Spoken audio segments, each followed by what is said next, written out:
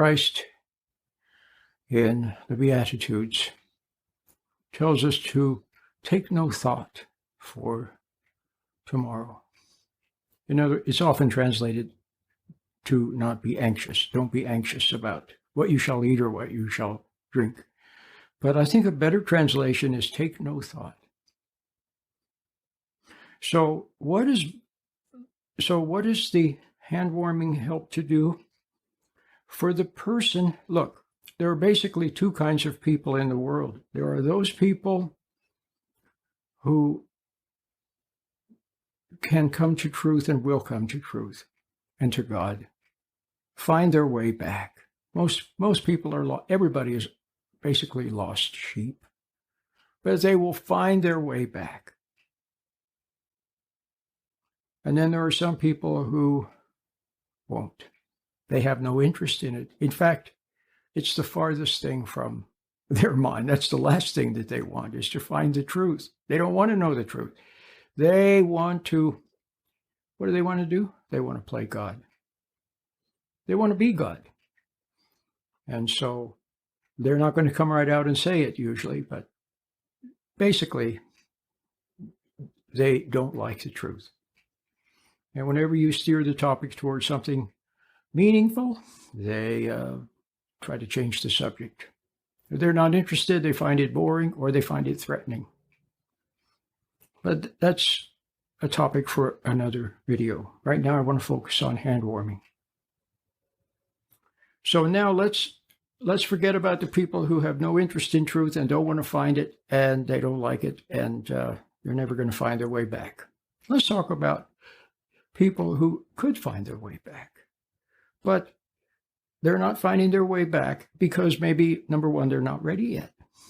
They're still kids or something, or teenagers, so they still have to live life and taste all of the things of life and the ups and downs and all that stuff. They're not ready yet. Or they are getting close to being ready, but they're just not ready yet, which is okay. You're just not ready. Or maybe there's still something they don't want to give up. They still want success. They still want power. They still want knowledge to lord it over other people and make it big in the world and have people give them applause and give them awards and tell them how great they are. They're not ready to give that up yet. Okay, but one day they will see that it's shallow and they'll be ready. And then other people would like to come to the truth, would like to find the spiritual side of life, but they can't because they don't know how. Well, that's what I'm here for, to help with that. Or something is blocking them. Now, one of the things that can block people is being lost in their thoughts too much. See, if you're constantly lost in your thoughts, in worry, doubt, and fear, remember Christ said, take no thought. I wonder why he said that. I think he saw that people are lost in their thoughts too much. And they're lost in fantasy. But you can't find God there. But the very thing that they think is escape for them and comfort for them and good for them, it's the very thing that will then torment them. See, early in life, we have dreams of greatness and glory and romance and conquests and all that kind of stuff. But then later in life, what? Tormenting thoughts of doom and gloom and so forth, coming out of thoughts and imagination. So imagination is a tool. When used properly, such as the way Einstein used it, he realized something, or he was inspired with something. And then he used his imagination to do thought experiments, so that's fine. But even he, later in his life, he said, didn't he one time say, I'm stuck in a mathematical agony? See, it was no longer pure realization. It started to become a struggle to try to figure something out. Then he got lost in his thoughts, you see? So thoughts are the problem. So you want to get out of your thoughts. You don't want to be lost in your thoughts. You want to be back in reality. And so those people who want to come to God, if they just could get out of their thoughts, then it would be easy. They're very close to finding God. So, getting out of your thoughts and being in the present. Well, that's where hand warming comes in. And by that, I basically mean just being aware of your hands. In other words, as I'm sitting here right now, I'm aware of my hands. And as I'm aware of my hands, they start to tingle a little bit. Delicate, tingly. And with hand warming, they've also found that when you pay attention to your hands gently, you notice your hands and pay attention to them, and they start to sometimes get a little bit warm or warmer. So it's all good, whether they get warm or not, whether they tingle a little bit or not. If they tingle a little bit or get a little warm, or simply you're able to be aware of them, it's good. Now, notice that if you can do it right now as you're sitting there watching this video. It does help to close your eyes. And the reason why is there are a lot of visual distractions where you notice this or notice that. See, and if you notice that, then you're no longer, see what I mean, noticing your hands. Although you can notice something else and still be aware of your hands at the same time. That's very, very good. And it has a deep spiritual potential to it. But let's keep it all very simple right now.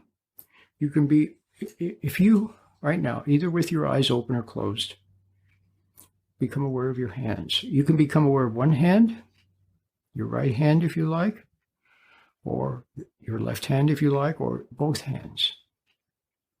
You can have your hands in your lap, just sitting in your lap. Or you can have your hands on the chair, on the arms of the chair. Or you can have your hand by your side. The nice thing about that is the blood flows down into your hand, and it's easier to notice it. It becomes a little tingly easier that way. You can have your hands also in a gentle prayer-like fashion, if you like, with your elbows maybe supported somehow, so it's comfortable. You don't want it to be a strain. You could have your hands like this if you wanted, in a prayer-like fashion, or like this, and it doesn't matter. They're all good, whatever's comfortable for you. Then be aware of your hands. And in my little meditation, which is basically that, it gets you aware of your hands and a bit more, but aware of your hands. You can do little things to help yourself be aware of your hands. For example, you can be aware of one finger at a time. So now as I'm sitting here, I'm going to become aware of my index finger. I'm just going to notice it. You can also notice your fingertip. Notice your fingertip tingly, a little bit tingly. And then you can shift your awareness to the second finger and notice it. Pay attention to it. Just notice that it's there. And maybe notice your fingertip until it becomes a little tingly. So you can go from one finger to another. And that helps to anchor you in the present and not lost in thoughts. So while you're being aware of your hand, you're not lost in thoughts. Now, would you permit me an aside? You can continue now to be aware of your hands while I'm speaking, and I'm going to try to do the same thing. And when I say try, I mean I'm just delicately going to, if I can, if it comes to me, if I forget to be aware of my hands, that's okay. But then I remember. See? You can be walking down the street, going for a nice walk, and all of a sudden you remember to be aware of your hands, and your hands become a little tingly, a little warm as you're walking along. You can be sitting watching television and become aware of your hands. You can be hearing somebody talking about something and at the same time be aware of your hands. It's a very good exercise to be in the present, to be not lost in thoughts. Now, here comes another part I want to add in. Christ said, take no thought to tomorrow. Don't worry about this and don't worry about that. Well, if you stop to think about it, thoughts, for the most part, thoughts, that's where your problem is right now. Remember, we're talking about somebody who would like to come to truth, who would like to come to God, who would like to have the spiritual life, but something keeps getting in their way. And one of them is thoughts. And then the other one is emotions. Let me throw that in. Thoughts and emotions. So if you could be aware of your hands, you'll notice that it also calms you down. See? But anyway, so thoughts are the problem. Think about what your problems are in life. It's not so much what's assaulting you from outside. It's what? It's worrying. It's fretting. It's negative thoughts. It's morbid thoughts. It's destructive thoughts. It's angry thoughts. It's resentful thoughts. So a lot of people have a problem with looking at inappropriate things on the internet. And what is it? What are we talking about again? We're talking about images. We're talking about fantasy. There's another word. See, I said it's either thoughts or imagination. So let's say fantasy. So they have that, and then the image keeps coming back in their mind, and it's just not, it's not good. So worries, fears, fantasy, remember having a grudge against somebody and keep remembering it and being angry at them over and over again. You see, it's excessive, being lost in thoughts. So what you need to do is learn how to just watch the thought. When it rises, just notice it, and it'll pass. It'll fade away. But you have a tendency now to fall into it and get lost in it. So let's keep this all very simple now. I want to keep it very simple. I would like for you to see if maybe it is thoughts that are excessive thinking, worrying, and so on and so forth. Fantasy that is getting in the way, because it looms up and it overpowers you and you get lost in it. So I think it would be good to learn to be aware of your hands when you can. A few minutes here, a moment there. When you're walking around, just be aware of your hands. If it comes to you. If it doesn't, don't worry about it. If you're watching television, if you're listening to music, if you're sitting somewhere waiting for somebody, just be aware of your hands. If you're riding on the bus, see? Become aware of your hand. And as you'll get better at it. See, it's a biofeedback thing. You will learn how to be aware of your hands. So before long, all you have to do is remember to be aware of your hands, and they'll become a little tingly. It's a pleasant feeling, a very delicate, pleasant feeling. And it reminds you that you're in control. You can see that, and you'll see that you can center yourself, that you have some control over what you're aware of and what you pay attention to. See, you don't have to get lost in something. Somebody could be, literally, I'm going to make something up, but somebody could be yelling at you or saying something real mean to you. And while they're doing that, you could be aware of your hands, and you'll know you actually can remain calm. See, instead of getting pulled into that. All right, so I put a lot in here. I wanted to make it real simple, and it is simple.